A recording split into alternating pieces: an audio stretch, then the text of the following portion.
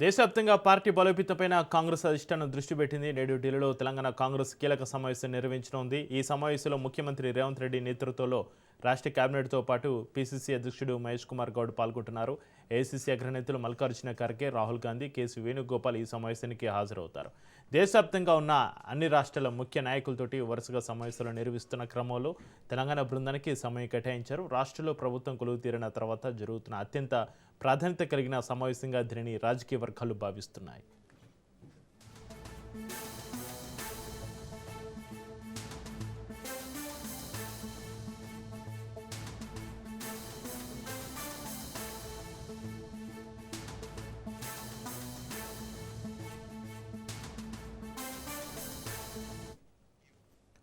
ప్రధానంగా రాష్ట్రంలోని ప్రస్తుత రాజకీయ పరిస్థితులపైన హైకమాండ్ ఆరా తీయనుంది. ఎన్నికల హామీల అమలు తీరు, సంక్షేమ పథకాల పురోగతిపైన ముఖ్యమంత్రి రేవంత్ రెడ్డి వివరణ ఇవ్వనున్నారు. పాలనలో ఎదురవుతున్న సవాళ్లు, ప్రతిపక్షాల విమర్శలను తిప్పికొట్టి వ్యూహాలపైన చర్చ సాగనుంది. భవిష్యత్తు కార్యాచరణను ఖరారు చేసే దిశగా అగ్రనేతలు దిశానిర్దేశం చేయనున్నారు.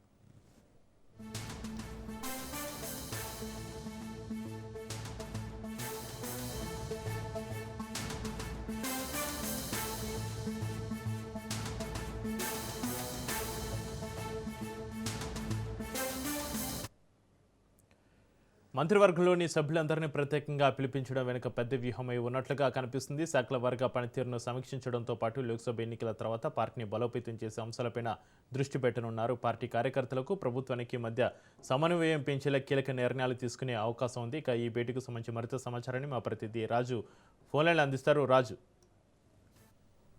కాంగ్రెస్ పార్టీ కీలక సమావేశం కాబోతా ఉంది. ఢిల్లీలోని కాంగ్రెస్ పార్టీ ఇందిరా భవన్ లో ఈ తెలంగాణ కాంగ్రెస్ నాయకులతో కాంగ్రెస్ పార్టీ అధిష్టాన పెద్దలు ఏఐసీసీ అధ్యక్షుడు మల్లికార్జున ఖర్గే, కేసీ వేణుగోపాల్, రాహుల్ గాంధీ ప్రత్యేకంగా భేటీ కాబోతా ఉన్నారు. ఇప్పటికే రాష్ట్ర నాయకులు ఇప్పటికే ఢిల్లీకి చేరుకోవడం జరిగింది. ముఖ్యమంత్రి రేవంత్ రెడ్డి 2 రోజుల కిందటే ముంబై వెళ్లడం జరిగింది. అక్కడి నుంచి ఆయన కార్యక్రమాలు ముగించుకొని నిన్ననే ఆయన ఢిల్లీకి చేరుకోవడం జరిగింది. మంత్రులు, అదేవిధంగా ఏఐసీసీ ఇన్ఛార్జ్ గా ఉన్నటువంటి మీనాక్షి నటరాజన్, పీసీసీ చీఫ్ మహేష్ కుమార్ గౌడ్ ఇప్పటికే ఢిల్లీకి చేరుకోవడం జరిగింది. మరి కాసేపట్లో ఈ సమావేశం ప్రారంభం కాబోతోంది. ప్రధానంగా 2 సంవత్సరాల తెలంగాణలో కాంగ్రెస్ పార్టీ అధికారంలోకి వచ్చి ఏ విధంగా ఇక్కడ పరిపాలన కొనసాగిస్తా ఉంది, అదేవిధంగా ఇంకా వరకు కూడా నామినేటెడ్ పదవులు కానివచ్చు, మంత్రివర్గ విస్తరణ కానివచ్చు పూర్తి స్థాయిలో ఇంకా కాలేదు. కాబట్టి దానికి సంబంధించి కూడా ఈ సమావేశంలో కీలకమైనటువంటి నిర్ణయం తీసుకునే అవకాశం కనిపిస్తా ఉంది. మరొక వైపు దేశవ్యాప్తంగా ఉన్నటువంటి అన్ని రాష్ట్రాల్లో కాంగ్రెస్ పార్టీ నాయకులతో సమావేశం నిర్వహిస్తా ఉన్నారు. అందులో భాగంగానే తెలంగాణ నాయకులకు ఈ రోజు సమయం కేటాయించడం జరిగింది. అయితే ప్రధానంగా ఎప్పుడూ లేనిది మంత్రివర్గం మొత్తం ఒకేసారి ముఖ్యమంత్రి, పీసీసీ చీఫ్ ను, అదేవిధంగా ఏఐసీసీ ఇన్ఛార్జ్, రాష్ట్ర వ్యవహారాల ఇన్ఛార్జ్ మీనాక్షి నటరాజన్ కూడా అందరినీ కూడా ఒకేసారి ఈ మీటింగ్ రమ్మనడం వెనుక పెద్ద వ్యూహమే ఉన్నట్టుగా కూడా మనకు తెలుస్తా ఉంది. ఎందుకంటే వరకు కూడా నామినేటెడ్ పదవులు ఖాళీగా ఉన్నాయి, మంత్రివర్గ విస్తరణ పూర్తిస్థాయిలో కాలేదు. అదేవిధంగా కొంతమంది మంత్రుల పోర్ట్ఫోలియో మారుస్తారని చెప్పి కూడా ఊహాగానాలు వినిపిస్తా ఉన్నాయి. ఏం జరగబోతా ఉంది అనేది మాత్రం ఈ సమావేశంలో ఒక ఉత్కంఠ కొనసాగుతా ఉంది.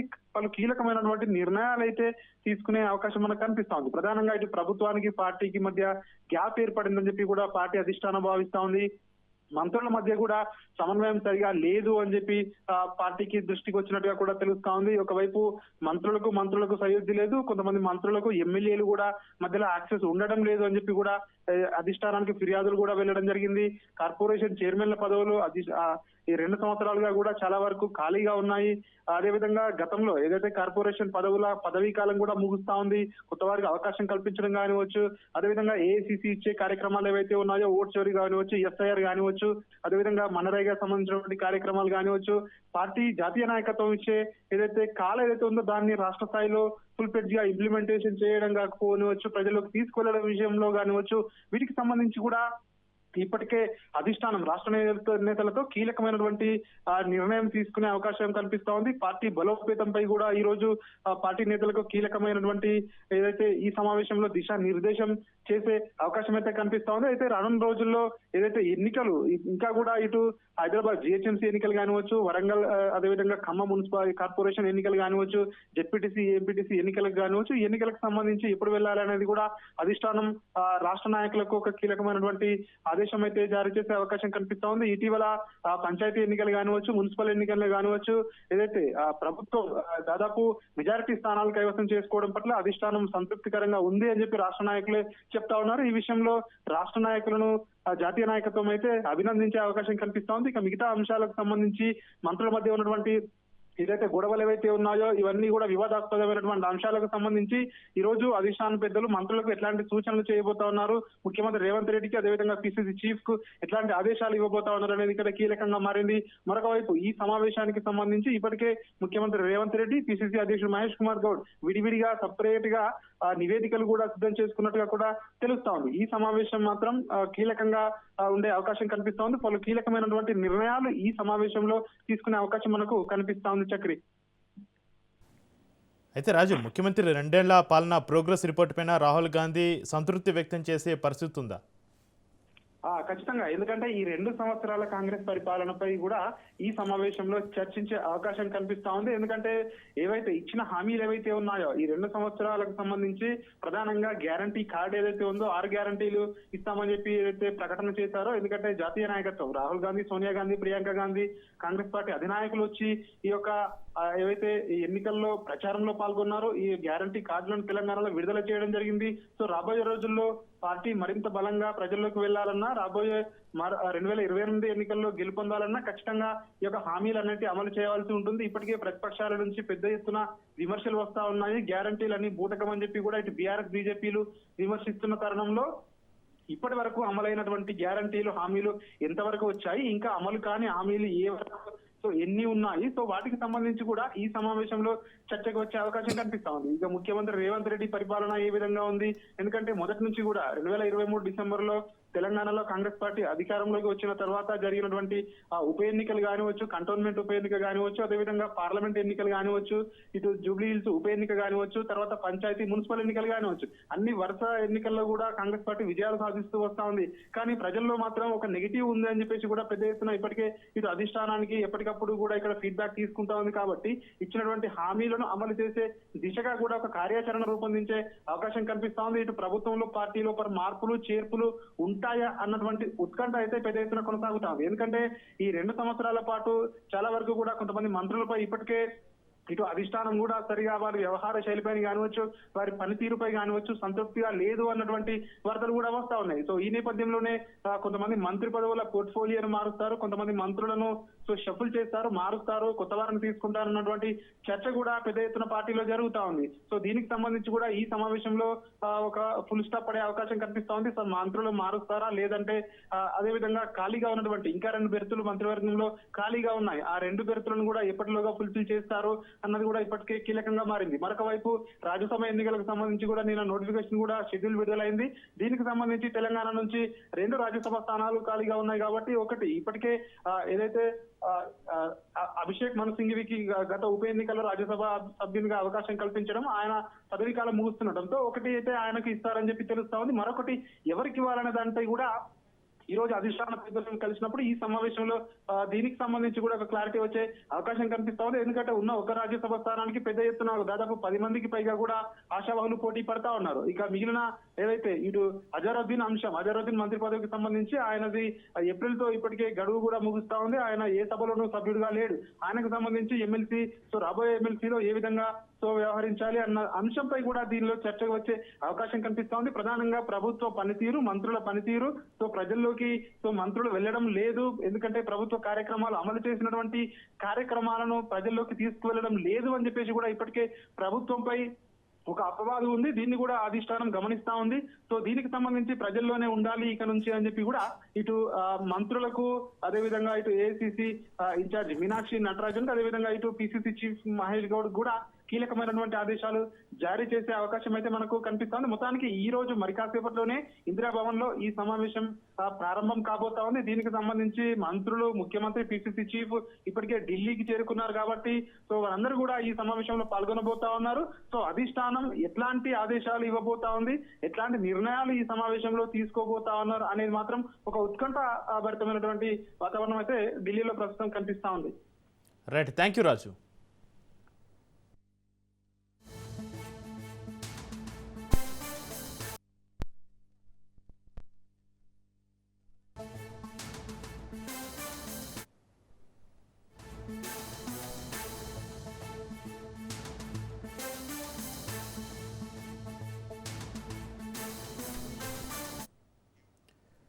పార్టీ ఫిరాయింపుల కేసులో స్పీకర్ విచారణ జరగనుంది. సుప్రీంకోర్టు గడువు నేపథ్యంలో విచారణ మరింత వేగవంతం చేశారు.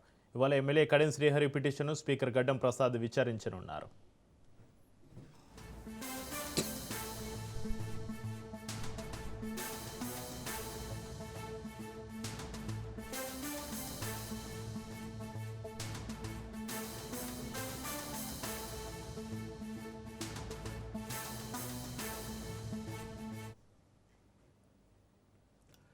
పార్టీ ఫిరాయింపుల కేసులో స్పీకర్ విచారణ జరగనుంది. సుప్రీంకోర్టు గడువు నేపథ్యంలో విచారణ మరింత వేగవంతం చేశారు. ఇవాళ ఎమ్మెల్యే కడియం శ్రీహరి పిటిషన్ను స్పీకర్ గడ్డం ప్రసాద్ విచారించనున్నారు.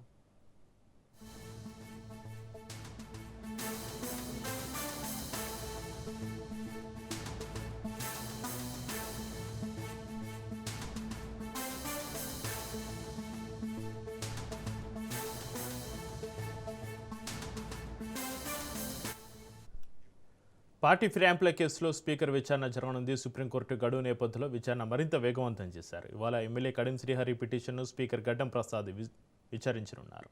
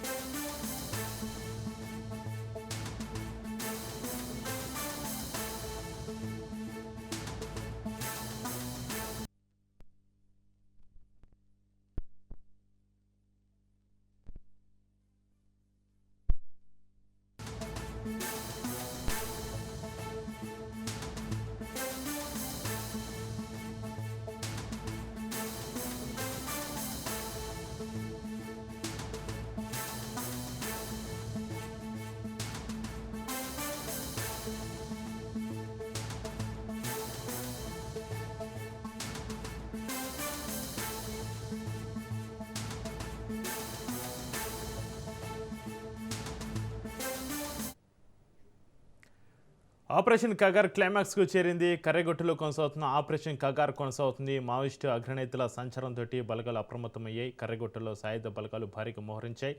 తడపల బెల్ల అటవీ ప్రాంతంలో ఫైరింగ్ మొదలైంది. ఛత్తీస్గఢ్ వైపు నుంచి అడవులను బలగాలు జల్లెడపడుతున్నాయి. ఇప్పటికే ములుగు, భూపాలపల్లి అటవీ ప్రాంతాల్లో హై అలర్ట్ ప్రకటించారు.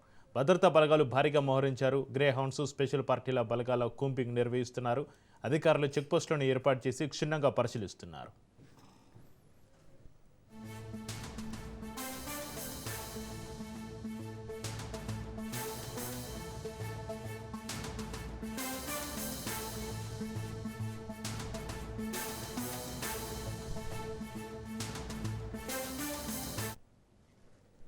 ఆపరేషన్ కగార్ క్లైమాక్స్కు చేరింది. కర్రెగొట్టులో కొనసాగుతున్న ఆపరేషన్ కగార్ కొనసాగుతుంది. ఇక మావోయిస్టు అగ్రనేతల సంచారంతో బలగాలు అప్రమత్తమయ్యాయి.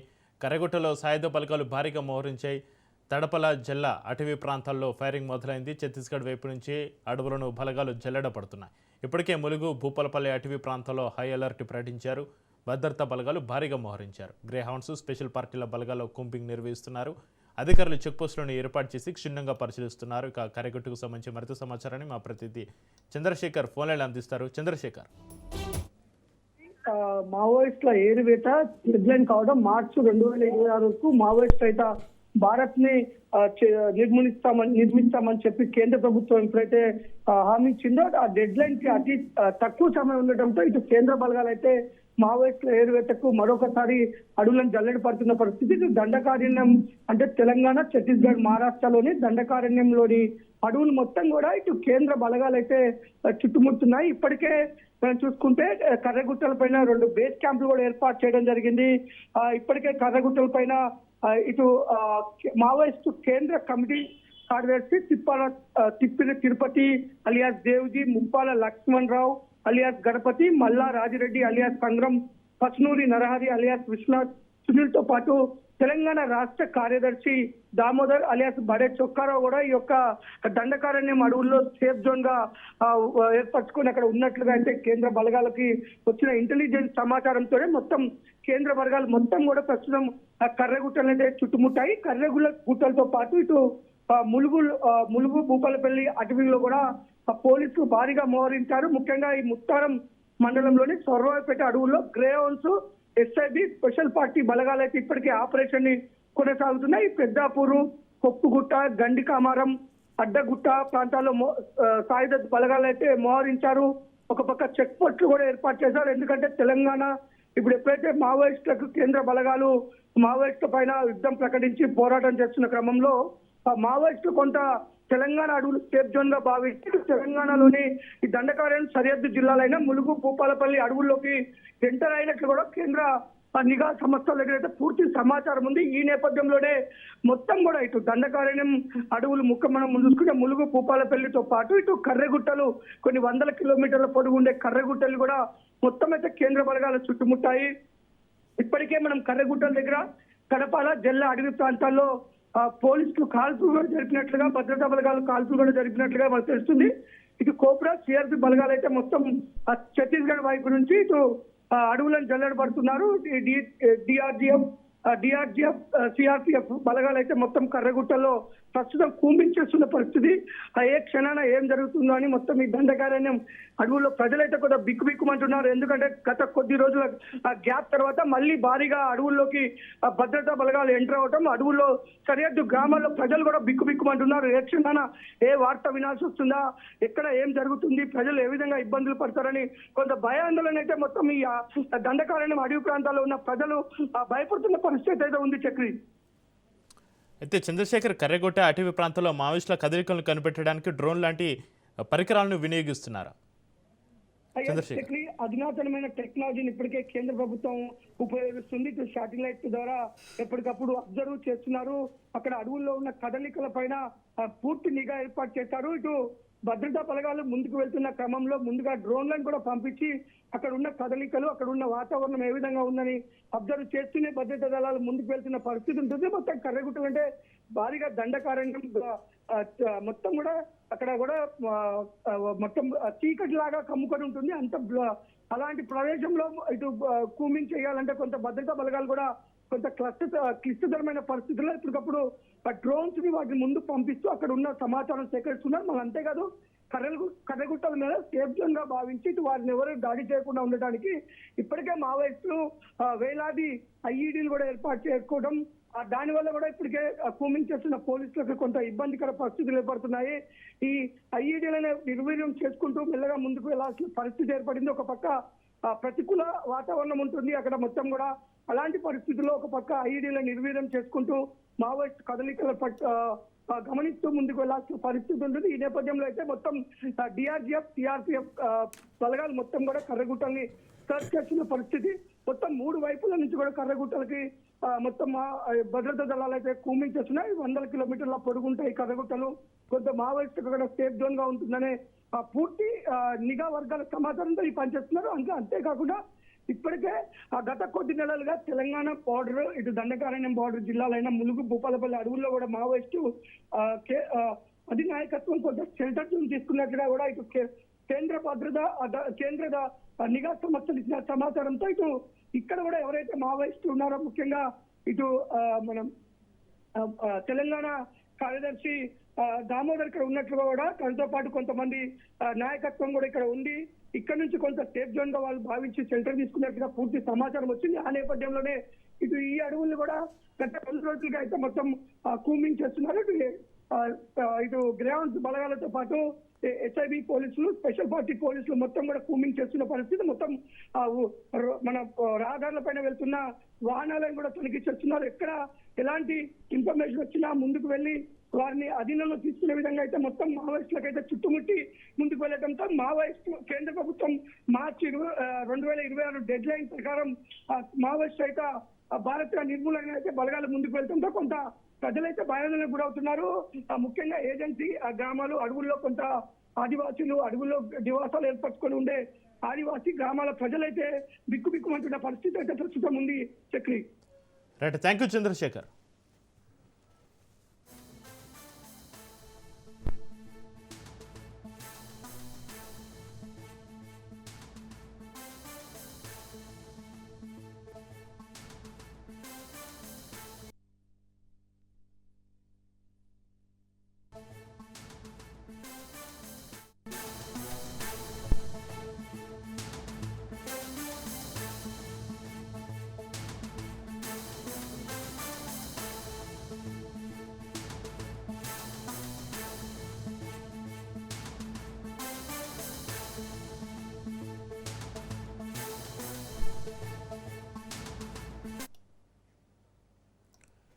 పశ్చిమ గోదావరి జిల్లా పసలదివి గ్రామంలోని పోస్టాఫీసులో భారీ కుంభకోణం వెలుగు చూస్తుంది. ఇక్కడి branch post master Rayaprolu Prasad ఖాతాదారుల నమ్మకాన్ని ఆసరాగా చేసుకుని సుమారు 15 లక్షల మేర దుర్వినియోగం చేసినట్లుగా ఆరోపణలు వెలువెత్తుతున్నాయి.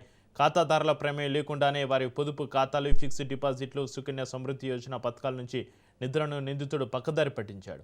అనేక మంది వృద్ధులు, అమాయకుల ఖాతాదారుల వద్ద నుంచి నగదు వసూలు చేసి వారి పాస్బుక్లను తన వద్దే ఉంచుకుని డిజిటల్ రికార్డులో నమోదు చేయకుండా సొమ్మును కాజేశాడు. మరికొందరి ఖాతాలలో జమ చేయమని ఇచ్చిన సొమ్మును సైతం కాజేశాడని బాధితులు ఆవేదన వ్యక్తం చేస్తున్నారు.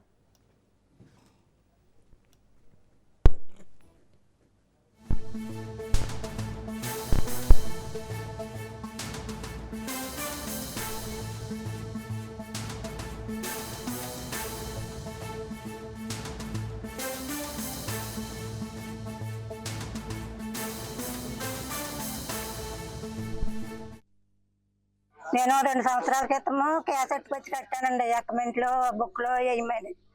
అప్పటి నుంచి ఉన్నాయి కదా అని చూసుకోలేదండి. ఇలాగ పని చేసి తీసుకుంటున్నాను కార్డు ద్వారా, కానీ బుక్ మాత్రం ఇంటికాడే ఉందండి. ఇప్పుడు చూపించే ఆ 12 ఏళ్ళు వడ్డీ డబ్బులే ఉన్నాయి, 20 ఏళ్ళు లేవండి. రిస్క్ ఇక్కడ కట్టుకొచ్చి కట్టానండి. ఆయనే ప్రసాద్ గారే ఉండేవారండి. ఆయనే 45 ఏళ్ళు ₹1,00,000 అలా కట్టి తీసుకుంటున్నానులేండి. అవి వడ్డీ డబ్బులు ఏమో మనకి తెలియదు, అలాగే ఇస్తున్నారు, తీసుకుంటున్నారు, అలా నమ్మకం అయిపోయిందండి.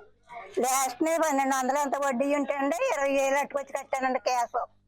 ఆ 20 ఏళ్ళు ఇప్పుడు చూస్తే ఆ 12 ఏళ్ళు వడ్డీ డబ్బులే ఉన్నాయండి. ఆ 20 ఏళ్ళు మేము మామూలుగా కూలి పనికి వెళ్తామండి, వ్యవసాయం పనికి. ఈ మధ్య బాడి పని కూడా చేయలేక ఏదో కొంచెం చందాన పనికి అవి చేసుకుంటున్నా, గేదెలు మేపుకుంటున్నానండి. నేను 2 సంవత్సరాల క్రితము క్యాసెట్ వచ్చి అసలు పోస్ట్ ఆఫీస్లో సుకన్య యోజన కింద పిల్లకే 1000-2000 డబ్బులు ఉన్నప్పుడల్లా వేస్తున్నారు.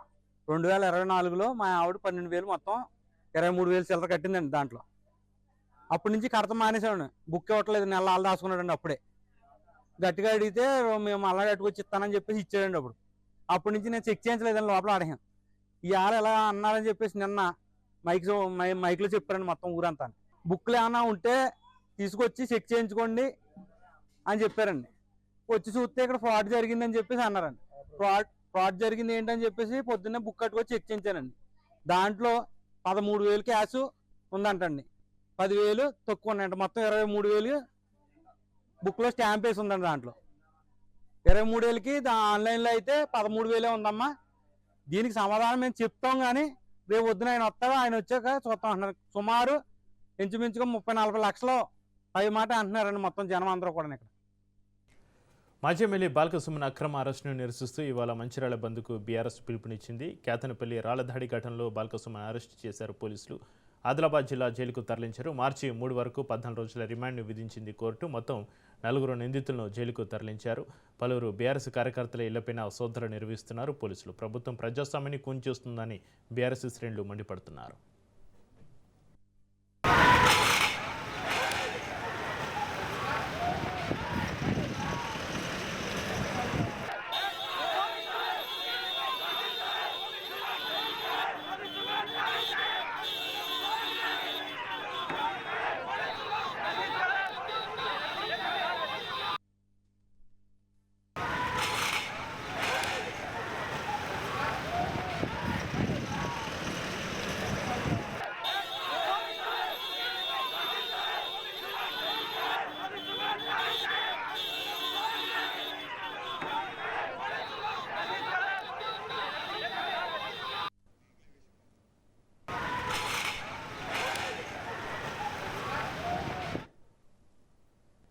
మంచిర్యాల బీఆర్ఎస్ అధ్యక్షుడు మాజీ ఎమ్మెల్యే బాల్క సుమన్ అరెస్టు పైన బీఆర్ఎస్ శ్రేణులు ఆగ్రహం వ్యక్తం చేస్తున్నాయి. గత 2 రోజులుగా కేతనపల్లి మున్సిపాలిటీలో జరుగుతున్న పరిణామాలను ప్రజలు గమనిస్తున్నారని అన్నారు. రాబో రోజుల్లో ప్రభుత్వానికి ప్రజలే తగిన బుద్ధి చెప్తారని బీఆర్ఎస్ శ్రేణులు విమర్శించారు. అక్రమంగా అరెస్ట్ చేసిన మాజీ ఎమ్మెల్యే బాల్క సుమన్ను వెంటనే విడుదల చేయాలని బీఆర్ఎస్ శ్రేణులు డిమాండ్ చేస్తున్నాయి. దీనిపైన మరింత సమాచారాన్ని మా ప్రతినిధి అరుణ్ కుమార్ అందిస్తారు.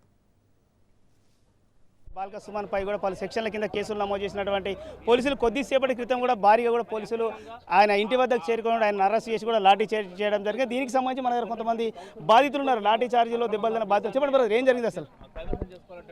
ఈరోజు మా మాజీ శాసనసభ్యులు బాల్క సుమన్ గారిని అరెస్ట్ చేస్తున్నారనే మాకు తెలవంగానే మేము చెన్నూరు ఎంపీపీ, నేను మాజీ ఎంపీపీ మంత్రిబాబు నా పేరు, మేము ఆయనకు మద్దతుగా ఇక్కడ రావడం జరిగింది.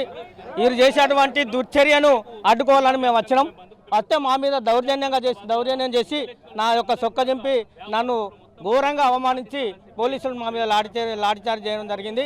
దీన్ని మేము అందరము టీఆర్ఎస్ తరఫున ఖండిస్తున్నాం. ఈ యొక్క వివేక వెంకటస్వామి వారి కుమారుడైనటువంటి ఎంపీ గారు చేసే దుశ్చర్యను మేము తీవ్రంగా ఖండిస్తున్నాం. వాళ్ళ రాజ్యాంగంలో ఈ 7 అయితే 14 మందిని కాకుండా 7 కౌన్సిలర్లు ఉంటే చైర్మన్ చేసే అధికారం వాళ్ళకు ఉంటుందా? వాళ్ళ రాజ్యాంగం ఇదేనా? రాజ్యాంగంలో మెజార్టీ ఉన్న వాళ్ళకు చైర్మన్ పదవి రావాలి, కానీ 14 మంది ఉన్న వదిలేసి 7 ఉన్నటువంటి వాళ్ళు మాకు చైర్మన్ కావాలని ఇంత రాద్ధాంతం చేసి మా మీద దొంగ కేసులు పెట్టి మా సుమన్ గారిని అరెస్ట్ చేసిండు. ఈ అరెస్టును మేము తీవ్రంగా ఖండిస్తున్నాం. తక్షణమే ఆయనను విడుదల చేయాలి, లేకుంటే రేపు జిల్లా బంద్ చేసి మేమందరం ఎక్కడికక్కడ జిల్లా బంద్ చేసి ఈ యొక్క జిల్లాని స్తంభింపజేస్తామని ఈ సందర్భంగా హెచ్చరిస్తున్నాం. మీరు చెప్పండి బ్రదర్, ఏం చేస్తారు? ఖచ్చితంగా ఇది చాలా దుర్మార్గమైన పాలన. ఇటువంటి పాలన కూడా ఎక్కడ కూడా మేము కనివిని ఎరగని రీతిలో చేస్తా ఉన్నాం. ఎందుకంటే వాళ్ళకు ధనబలం, పోలీసు బలం, యంత్రాంగం, అధికారులు కూడా వాళ్ళ అండదండలుగా పనిచేస్తున్నారు. దీన్ని మేము పూర్తిగా వ్యతిరేకిస్తున్నాం. ప్రజాస్వామ్యబద్ధంగా ఎన్నుకోబడినటువంటి ప్రజాప్రతినిధులు, ప్రజలు ఎన్నుకోబడ్డ ప్రజలకు ఇలా న్యాయం జరగకుండా వీళ్ళు అడ్డుకుంటున్నారు. దీన్ని మేము టీఆర్ఎస్ పార్టీ పరంగా తీవ్రంగా ఖండిస్తూ ఉన్నాం. ఇది అక్రమ అరెస్ట్ అని చెప్పి మేము రేపు జిల్లా బంద్ పిలుపు కూడా చేస్తున్నాం. ప్రజలందరూ కూడా దీన్ని అందరూ కూడా గ్రహించి భవిష్యత్తులో ఈ కాంగ్రెస్ పార్టీని పాతాళలోకం తొక్కాలని చెప్పి ప్రజలకు ఈ సందర్భంగా మేము విజ్ఞప్తి చేస్తున్నాం. ఈ అక్రమ అరెస్టును బేషరతుగా సుమనను విడుదల చేయాలని చెప్పి ఈ సందర్భంగా మేము కోరుకుంటాం. ఏంటి మీరు నిజంగా కూడా లాఠీ చార్జ్ జరిగింది అంటారు, చాలా మంది కూడా బీఆర్ఎస్ కార్యకర్తలు దెబ్బలు తగిలినాయి. ముఖ్యంగా కూడా అంటే ఏం డిమాండ్ చేస్తున్నారు? నిజంగా కూడా ఇది ప్రభుత్వాన్ని మీద ఏం డిమాండ్ చేస్తున్నారు బీఆర్ఎస్ కార్యకర్తలుగా? మేము ఈ ప్రభుత్వానికి, ఇక్కడ ఉన్నటువంటి మంత్రి వివేక్ గారికి, ఇక్కడ ఉన్నటువంటి పెద్దపల్లి పార్లమెంట్ సభ్యులు వంశీ గారిని మేము డిమాండ్ చేస్తూ ఉన్నాం.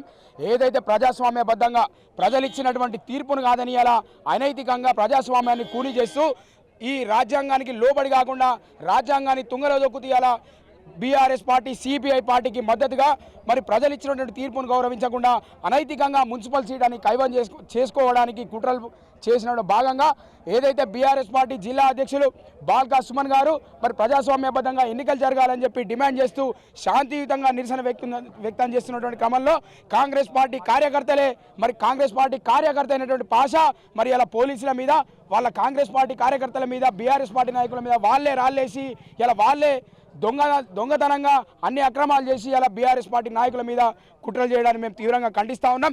ఇక్కడ ఉన్నటువంటి పోలీస్ యంత్రాంగాన్ని, ఈ ప్రభుత్వాన్ని మేము డిమాండ్ చేస్తూ ఉన్నాం.